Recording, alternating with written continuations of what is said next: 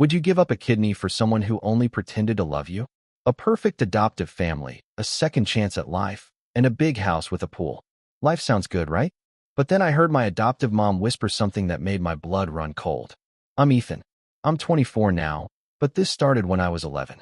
I got adopted after a string of shitty foster homes and even worse group placements. Then came the Whitmores, rich, clean, fake smile perfect. They had a son already. Turns out, they wanted a spare. But let's start from where it all began. When I first arrived at the Whitmores mansion, it felt like I'd stepped into a catalog. Marble floors, silent housekeepers, floor-to-ceiling windows that didn't open, and a fridge so well-stocked I thought I'd walked into a grocery store by mistake. It was overwhelming, especially after the last group home, where dinner was whatever hadn't expired yet. Marianne met me at the front door with a carefully warm smile. Richard, my new dad, offered a handshake like I was closing a deal instead of being adopted. Caleb, their son, barely looked up from his tablet. That was my first clue. Most kids are either curious or hostile when a new sibling arrives. Caleb just looked bored, like he'd seen this movie before. They gave me my own room. Not a bedroom, a room. King-sized bed, flat-screen TV, a bathroom with one of those rain showers.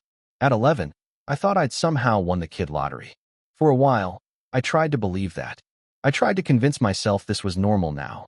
Normal meant Marianne saying, "We're so glad you're here," while scheduling my next full-body scan. Normal meant Richard calling me champ, but never asking how my day was. Normal meant Caleb warming up just enough to copy my homework, but never inviting me to his birthday parties. But hey, I had a PlayStation, a pool, and a pantry that didn't require lock codes. So I played along. That's the thing. When you grow up without anything, you learn how to keep the peace. You become hyper-aware of tone shifts, facial expressions, when to nod, and when to shut up. You learn to perform. So I performed. It wasn't until I was about 15 that I noticed something weird. I never got sick. Or rather, I wasn't allowed to. The moment I coughed, sneezed, or so much as yawned funny, Marianne would have me in the car to see Dr. Landers. He was our family doctor, some Harvard grad with perfect teeth and the warmth of a corpse. Every visit was weirdly thorough. Like, way more than necessary. Blood work, heart monitor, liver checks. I was half expecting a colonoscopy by 16. At some point, I asked why Caleb didn't get checked this much. Marianne just smiled and said, "You're special, Ethan. We want to make sure you stay healthy." Special. Right. Caleb mostly ignored me until I covered for him during a mess at school. He'd ditched class, taken his dad's car, and somehow didn't crash it. When the principal called the house, I panicked and said Caleb had been with me all afternoon. He got a slap on the wrist. After that, he started treating me like a little brother. Tossed me his spare headphones, let me hang around while he played video games. Even told his friends I was cool for a foster kid. Real Nobel Peace Prize stuff. The family dynamic got weirdly stable. I wasn't exactly loved, but I was tolerated, which, in my world, was a win. By 17, I had friends, good grades, and a carefully rehearsed smile. Then came the checkup that blew it all up. We were in Dr. Landers' office again. I was doing the usual blood pressure, reflex test, blood draw. I was half asleep on the exam table when I heard it. Marianne's voice, low and tight. "How much time do we have left?" Landers responded, but I couldn't hear what he said. I sat up a little. Marianne lowered her voice even more and said, "He's been stable this long, but we can't afford to wait." That was it. Just 2 lines. But it was enough to turn everything sideways. On the drive home, I asked, "Hey, who were you talking about back there?" Marianne didn't miss a beat. "Oh, just an older patient Dr. Landers is worried about." It was a lie. I knew it instantly. She didn't even blink. From that point, things started clicking in a way I didn't like. Every blood test. Every strict diet Marianne enforced. The vitamins. The summer camp I wasn't allowed to attend because it was too rough. The way Richard always looked relieved when my test results came back normal. I started wondering if I was being paranoid. But I've learned something about paranoia. Sometimes, it's a survival instinct. The breaking point came a few weeks later, when I walked past the study late at night. The door was cracked open. Richard was on a video call with someone. I don't remember most of what he said, but one line stuck out. Yes, he's still healthy. And yes, same blood type. I stood in the hallway for a full 5 minutes after that, trying to convince myself I'd misheard. Maybe it was a call about Caleb. Or someone else. Or hell, even the dog. We didn't have a dog, but logic wasn't helping me anymore. That's when the feeling started. Not fear, not anger, not yet. Just this crawling sensation under my skin that maybe I wasn't there to be part of the family. Maybe I was part of the plan, and I hadn't even gotten to the worst part yet. After that night, I started seeing everything differently. Every hug from Marianne felt like a pat down. Every "how are you feeling" sounded like still usable. I started noticing things I hadn't before. The way Richard always insisted on reading the mail before I touched it. The locked drawers in his office. The way Caleb's health was never discussed, like it were classified. I didn't know exactly what was going on, but I knew I was part of something I hadn't agreed to. So I did what any overly suspicious teenager with too much time and a half-decent brain does. I started digging. The first step was snooping. Risky, yeah, but I was already past the point of caring. I waited until Richard and Marianne were out at some wine-tasting charity nightmare, and Caleb was locked in his room, gaming. I snuck into Richard's study. The man had files on everything. Bank accounts, health insurance, and old tax forms. I wasn't even sure what I was looking for until I found a manila envelope labeled ED medical documentation. My initials. Not hard to figure out. Inside were pages of test results. Blood type, kidney function, liver enzymes. Stuff I barely understood, but a whole lot of it was highlighted. There was also a document from when I was 13 approving a longitudinal health tracking program. I'd never signed anything. The signature looked like mine, sort of, but I sure as hell never agreed to be a science experiment. I snapped a photo of everything and put it all back exactly the way I found it. That night, I barely slept. The next morning, Caleb collapsed in the kitchen. 1 second, he was pouring cereal. The next, he was on the floor, pale and shaking. Marian screamed. Richard called 911. I just stood there like an idiot, heart pounding, not from fear, but from knowing. This was it. This was what they'd been waiting for. Caleb had kidney failure. Acute, sudden, and severe. He was rushed into surgery for temporary stabilization, and that's when the test started. Not just for him, for me. Dr. Landers took blood, did an MRI, and checked my vitals like he was prepping a Formula One car, not a human being. Nobody explained anything. Nobody asked me if I was okay with being tested. A day later, I walked past Marianne's bedroom and overheard her on the phone. Yes, Ethan's a match. Full compatibility. That was when panic officially kicked in. I confronted Richard. Just blurted it out. What the hell is going on? He gave me this look, like I just asked why the sky was blue. Calm, cold, annoying as hell. Your brother needs you. We don't have time for dramatics. Brother. That word felt like a punch. Suddenly, we were a family again. Don't I get a say in this? You've always been part of this family, Ethan. Families take care of each other. I wanted to scream. Instead, I nodded and walked away. They scheduled the surgery the same week. No one even asked me if I was okay with it. Not really. They just assumed I'd go along with it, like I was programmed to comply. Like I was their goddamn spare part. I sat in my room for hours that night, thinking, trying to figure out if I was crazy or just finally seeing the truth. That's when I remembered the photos I'd taken from Richard's office. I sent them to Max, my roommate from college. The only person I actually trusted. Max didn't reply right away. But when he did, it was just one message. Dude, this is insane. You need a lawyer. He wasn't wrong. I started thinking back to how this all started. The agency that handled my adoption had always seemed a little off. No caseworker ever followed up. No home visits. Just one day, I was in foster care, and the next, I was a Whitmore. I went back into Richard's study the next night and dug deeper. Found a file from the adoption agency. No official government seal. No court approval copy. Just a series of private contracts. One had a name I didn't recognize at first, Jenna R. It took me a second to realize, Jenna. That was my birth mother. Apparently, they'd reached out to her before adopting me. Asked if she'd be willing to be tested for donation eligibility. She declined. And that's when they went looking for me. They didn't adopt me because they wanted a kid. They adopted me because they needed a kidney. I remember staring at that file and thinking, this isn't a family. This is a fucking insurance policy. I left the study shaking, sick to my stomach. But more than anything, I was angry. Furious. Not even at Caleb. He was probably just as in the dark as I was. But at Richard. At Marianne. For smiling at me for 7 years and calling it love. I didn't know what to do next. I didn't even know who I was anymore.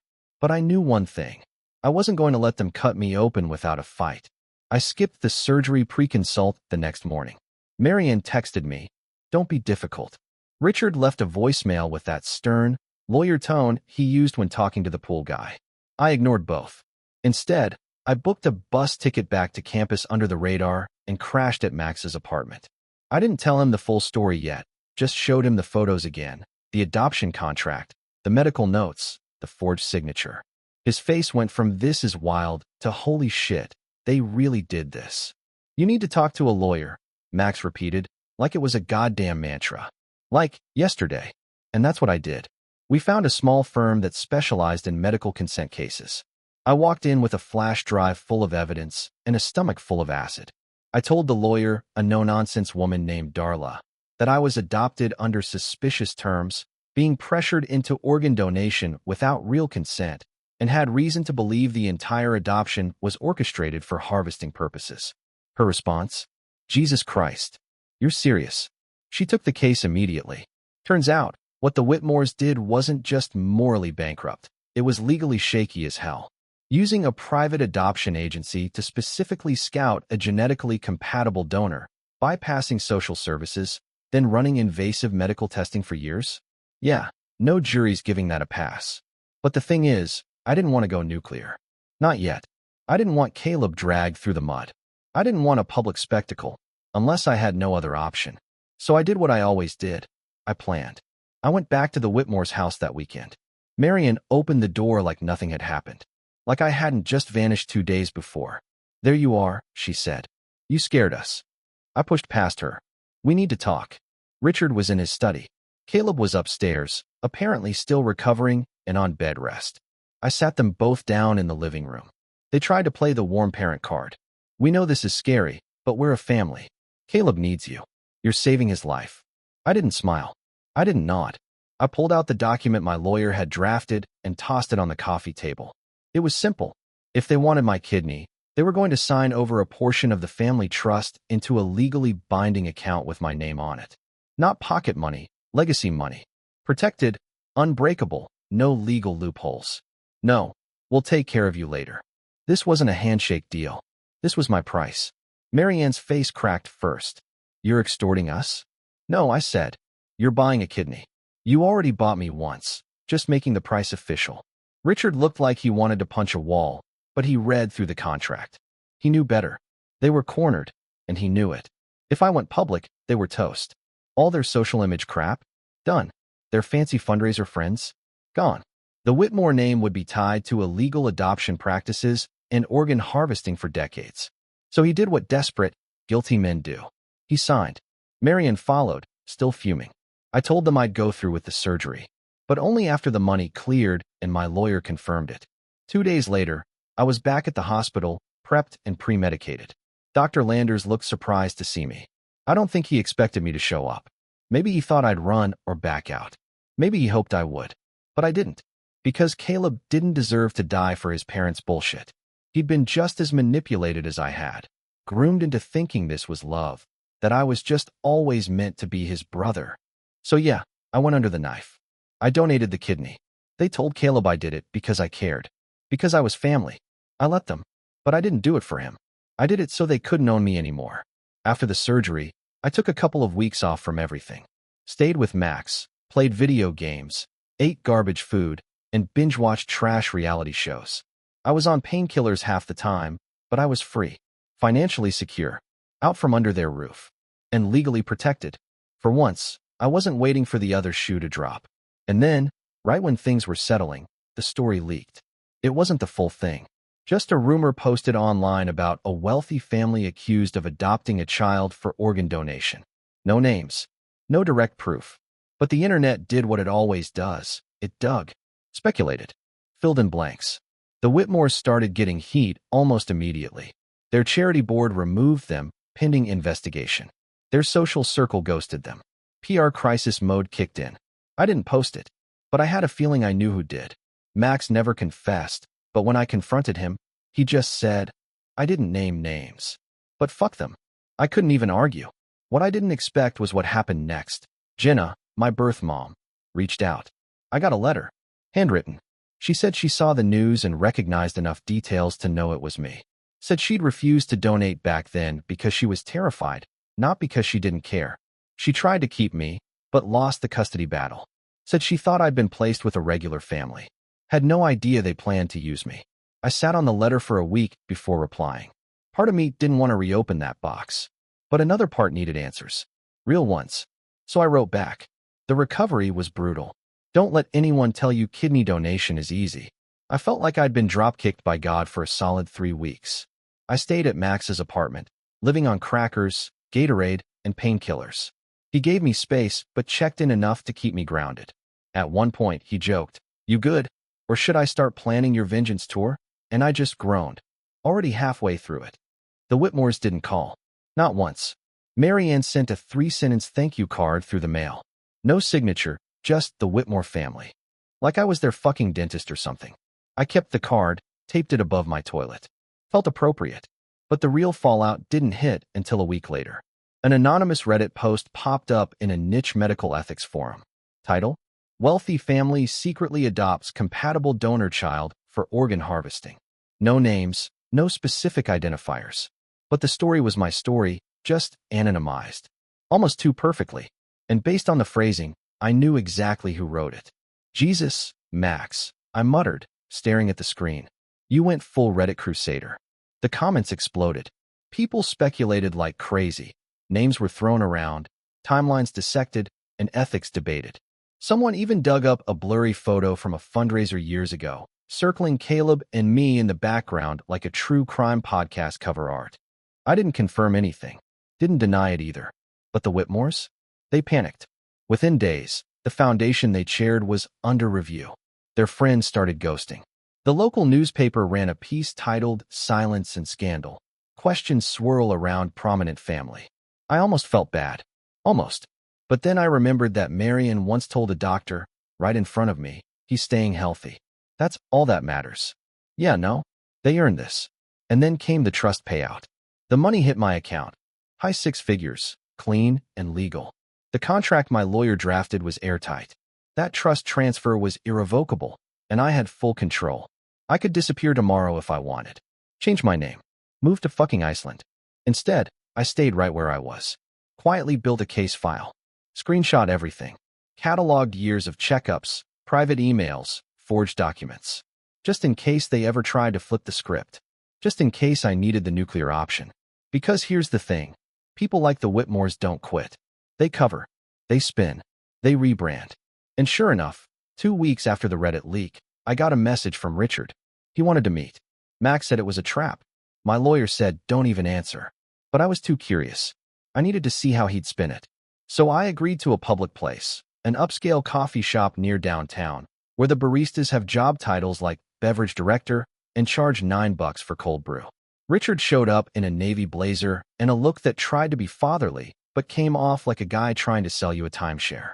He sat down, ordered a cappuccino, and then launched into a monologue so full of PR bullshit I nearly choked on my croissant. We've all made mistakes, Ethan, but we still see you as family. I let him go on for 2 straight minutes before cutting in. I'm not your family, I said flatly. I'm your fucking donor. He blinked like I'd slapped him. I didn't let up. You adopted me because your golden boy was dying, and I had a compatible kidney. That's not family.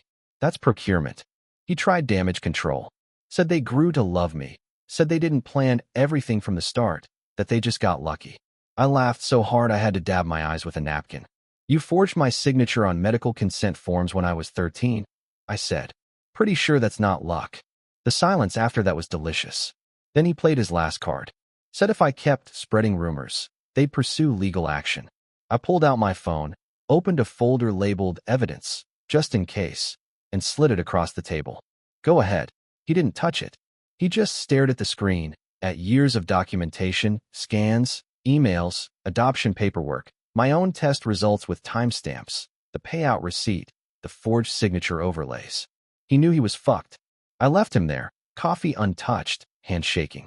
The next day, their family attorney called my lawyer and politely suggested we all cease contact. That was the smartest thing they'd done in years. Meanwhile, Caleb still had no idea. As far as he knew, I was his selfless little brother who saved his life. I couldn't bring myself to shatter that. Not yet. Maybe not ever. He was a lot of things. Lazy, entitled, kind of an ass. But he didn't ask for any of this either. And then Jenna called. Well, technically, she texted first. We'd exchanged letters for a while after the leak. She'd been young, broke, and overwhelmed when I was born. Tried to keep me. Lost.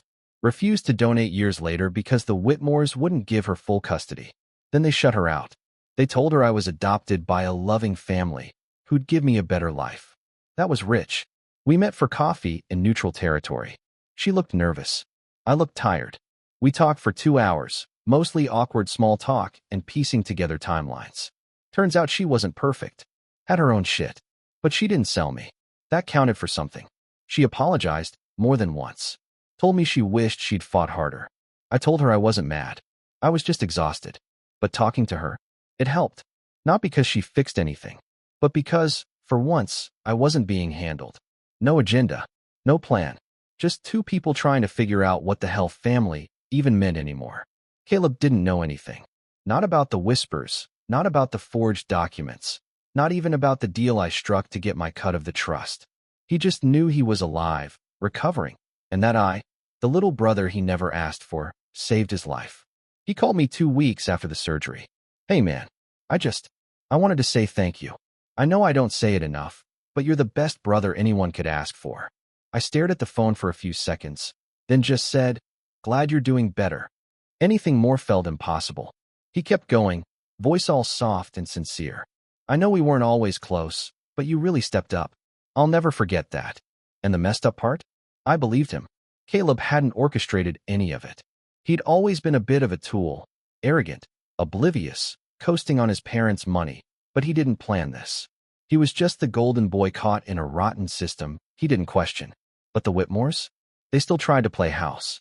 I showed up at their mansion once, post-surgery, just to pick up some old boxes they'd been storing. Marion opened the door like nothing had ever happened. Oh, Ethan, you look so pale. Are you eating enough? Come in. I just made banana bread. Banana bread. I almost laughed. Like a loaf of mashed fruit was gonna fix 17 years of deception. I'm good. Just here for the boxes. Richard hovered behind her, arms crossed, jaw tight. No hi. No how are you? Just pure damage control mode. They acted like I'd broken something sacred. Like I was the one who'd turned this family inside out. Not the forged paperwork. Not the backdoor adoption deals. Not the literal human organ transaction. Just me, the angry, ungrateful adoptee with a big mouth and a Reddit account. I took the boxes and left without a word. Later, I opened one and found a framed photo from Christmas. Me and Caleb in matching sweaters. Fake smiles plastered on like props. I smashed it on the kitchen floor. Didn't even clean it up. Meanwhile, Jenna kept checking in. Sometimes a text. Sometimes a random meme. Sometimes a thinking of you that somehow felt more genuine than anything the Whitmores had ever said. Eventually, I went to visit her place. It was small, 2-bedroom, cluttered, warm. She had a dog that barked too much and pictures taped to the fridge with magnets shaped like fruit. She made spaghetti that tasted like childhood. We talked for hours. No agenda, no performance. She told me about how she'd fought the adoption, about the agency, about the offer the Whitmores made years later. They said they'd let me see you again if I donated, but only if I signed over rights forever. I just nodded. My throat felt tight. Because yeah, she'd made her mistakes. But at least she didn't lie about them. She let me crash on the couch that night. No questions. No conditions. Just tossed me a blanket and said, bathroom's down the hall. Try not to trip over the dog. It was the most at peace I'd felt in months. Back at Max's, I started getting interview requests. Reporters. Podcasters. Even a streaming platform is looking into a docuseries. Max grinned like a kid on Christmas. Dude, you could make bank. But I wasn't sure I wanted it. I'd already gotten my cut. Already told my story. Even if it was through a thin veil of anonymity. Maybe that was enough. Or maybe I was just tired of reliving it. Caleb texted again a week later. Said he wanted to hang out. Just the two of us. Brothers. I agreed. We met at a diner off the highway. Neutral ground. He looked healthy, color back in his face, walking normally again. We talked. Mostly surface-level stuff. Old-school memories. TV shows. That one time I covered for him when he snuck out in high school. He smiled a lot, like he thought we were healing. Then, just as we were finishing up, he said, "You're the only real family I've got, you know?" It gutted me, because at that moment, I realized something horrible. He meant it, and I didn't. I smiled back, nodded, and paid the check, and walked out without saying goodbye. They wanted a spare part. I became a whole damn problem. Maybe I lost the fantasy of family, but I gained something better: leverage, truth, and the right to never owe them a single fucking thing again.